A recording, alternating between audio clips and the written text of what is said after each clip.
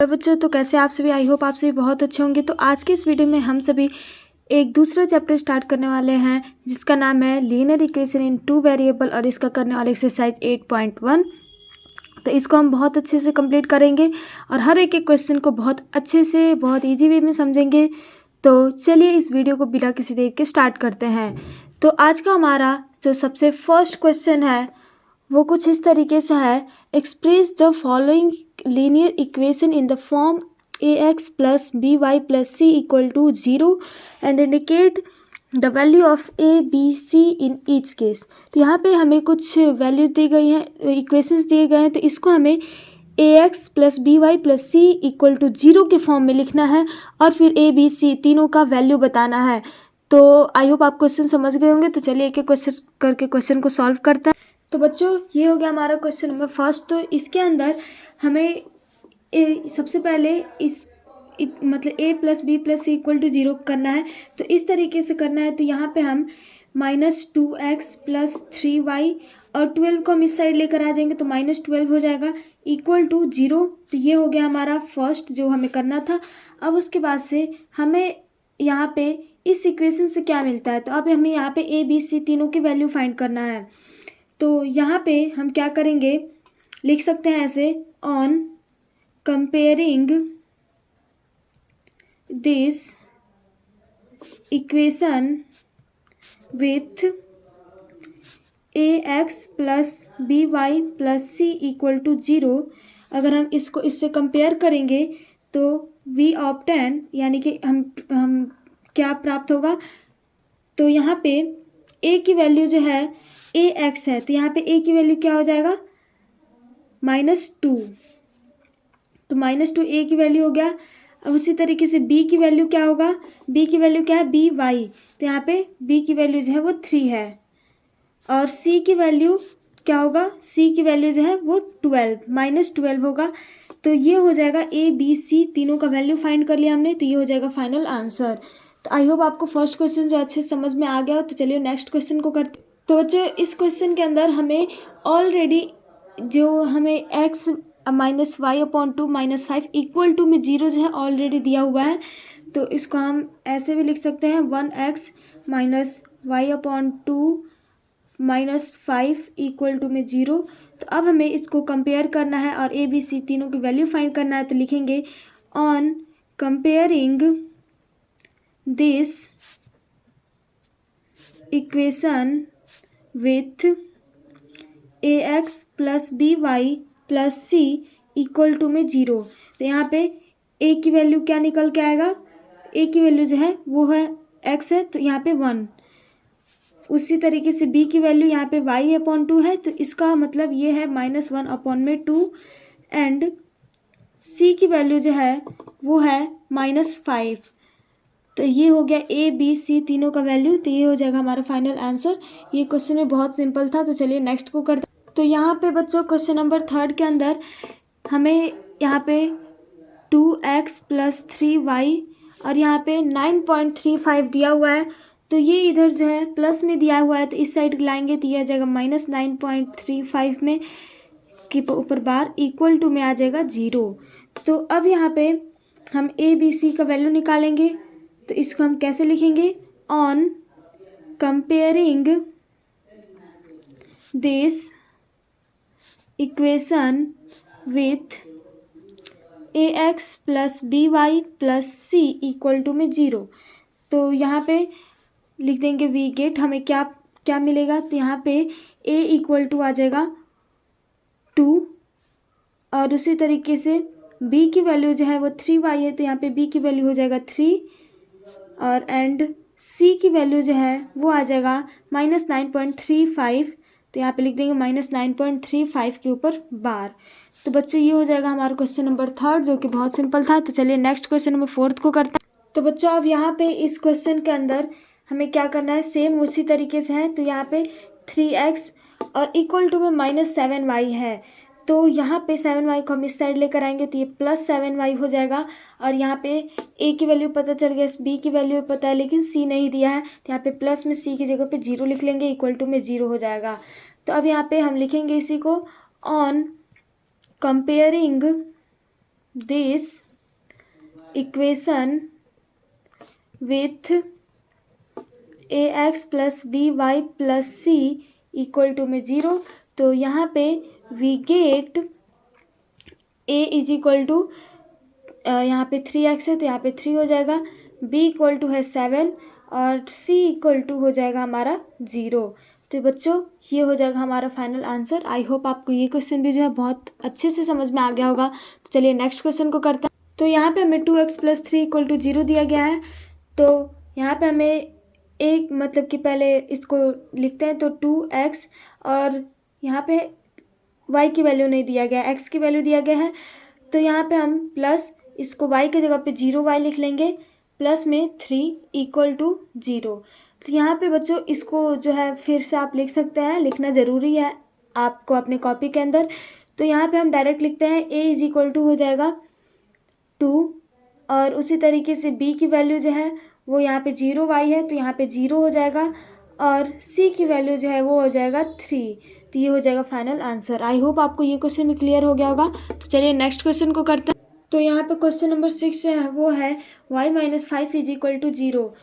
तो यहाँ पे हमें x की वैल्यू ही नहीं दिया गया है तो यहाँ पे x की जगह पे हम लिख देंगे 0x plus 1y minus 5 equal to हो जाएगा 0। तो यहाँ पे हम on comparing this equation with ax plus by plus c is equal to 0।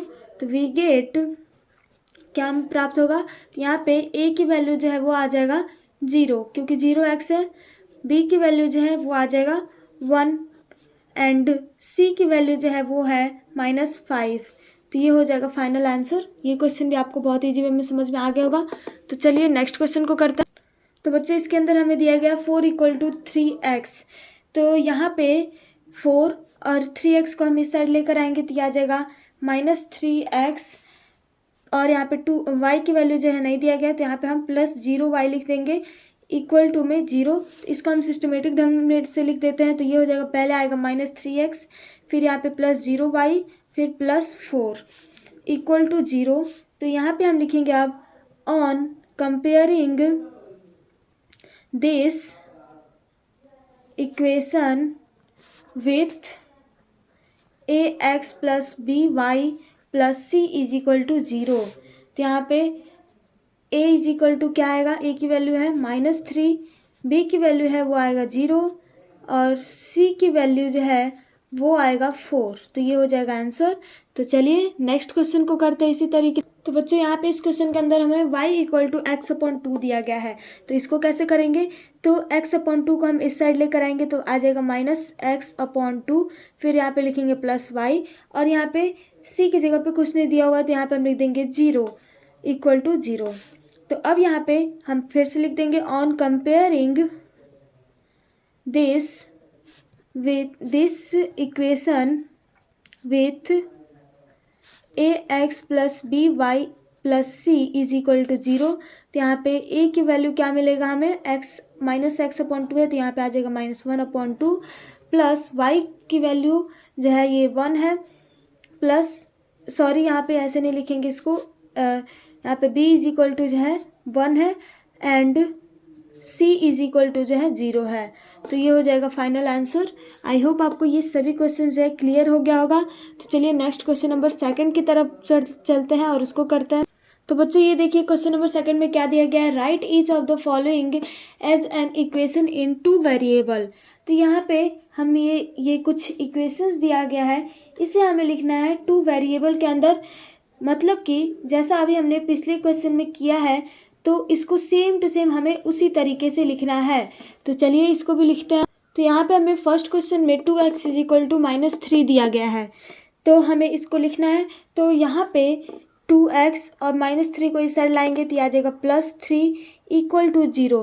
तो यहाँ पे x तो है, फिर यहाँ पे z भी है, लेकिन यहाँ पे y नहीं है। तो यहाँ पे 2x प्लस 0y प्लस में 3 इज इक्वल टू 0 हुआ ना, सेम टू सेम पिछले वाले की तरह। तो इसको भी हम वैसे ही लिख रहे हैं, यहाँ पे इसको आप ए सपोज कर सकते हैं, इसको बी और इसको सी। तो यहाँ पे ये तीनों वैल्यू है, यहाँ पे हमें वैल्यू नहीं निकालना ए बी सी का, तो इसे हम बस ऐसे ही लिख देंगे और यही हो जाएगा हमारा आंसर। तो चलिए नेक्स्ट क्वेश्चन को करते हैं। तो ये है हमारा y=3।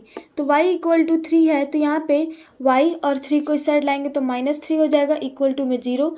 तो यहाँ पे अब हमें x, इसको आप b मानिए तो b की वैल्यू पता है, c की वैल्यू पता है, a की वैल्यू नहीं पता है। तो यहाँ पे a की जगह पे हम 0x लिख देंगे plus y-3 is equal to 0। तो ये हो जाएगा आंसर। तो चलिए नेक्स्ट को करते हैं। तो ये जो है हमारा क्वेश्चन नंबर 3 है, तो इसके अंदर थोड़ा सा डिफरेंट है। 5x इज इक्वल टू 7/2 दिया गया है। तो यहाँ पे आप को जो क्या करना है, 5 × 2 कर, मतलब यहाँ पे इसको आप क्रॉस मल्टीप्लाई करेंगे तो ये आ जाएगा 5 × 2 करेंगे तो ये आ जाएगा 10x इक्वल टू में 7। तो यहाँ पे 10x और 7 को इस साइड लाएंगे तो आ जाएगा -7 इक्वल टू में 0। तो यहाँ पे हमें a की वैल्यू दिया गया है, c की वैल्यू दिया गया है, b की वैल्यू नहीं दिया गया है। तो इसलिए हम 10x प्लस v की जगह पे 0, y माइनस में 7 इक्वल टू में 0।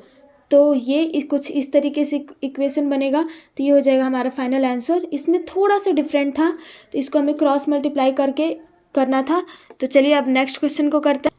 तो बच्चों इस क्वेश्चन के अंदर भी हमें यहाँ पे y इक्वल टू दिया गया है 3/2x। तो ये जो क्वेश्चन है सेम टू सेम उसी की तरह है।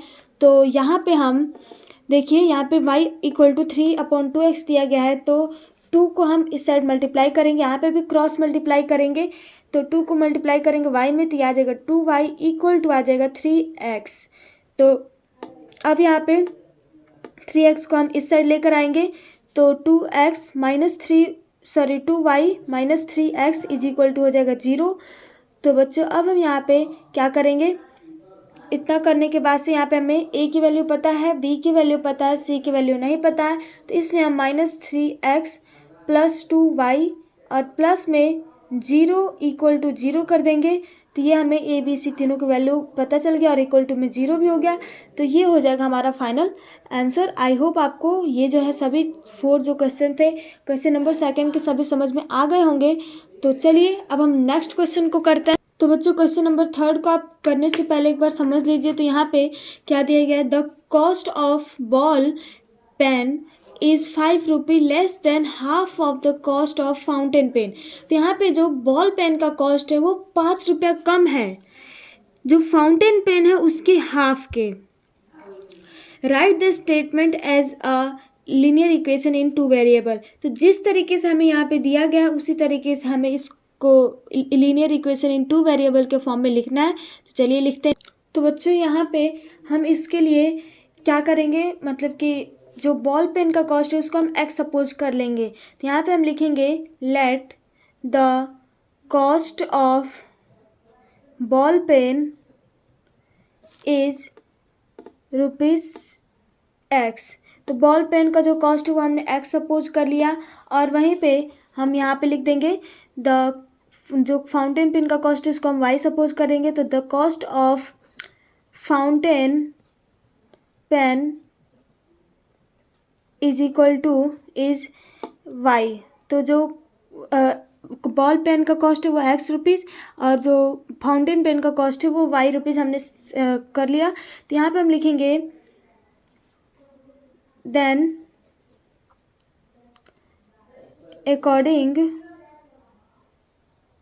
According to the given statement. तो यहाँ पे अब हमें जिस तरीके से स्टेटमेंट जो है दिया गया है उस तरीके से हम इसको लिखेंगे लीनियर इक्वेशन के फॉर्म में। तो यहाँ पे हमें इसको लीनियर इक्वेशन के फॉर्म में लिखना है, तो इसलिए हम यहाँ पे कैसे लिखेंगे, तो x जो बॉल पेन का कॉस्ट है वो इक्वल है हाफ ऑफ फाउंटेन पेन। तो हाफ फाउंटेन पेन है y/2, मतलब y है तो इसका हाफ करेंगे और इससे 5 रुपये कम है तो -5 कर देंगे। तो यहाँ पे जो इक्वेशन है वो कुछ इस तरीके से आ जाएगा x is equal to y/2 -5। तो यहाँ पे ये जो 2 है तो 2 में x से मल्टीप्लाई करेंगे तो आ जाएगा 2x इक्वल टू y/-5 और फिर उसके बाद से 2 यहाँ पे 5 में भी जो है 2 से मल्टीप्लाई करेंगे तो ये आ जाएगा यहाँ पे माइनस, जो 5 लिखे हैं यहाँ पे -10 होगा।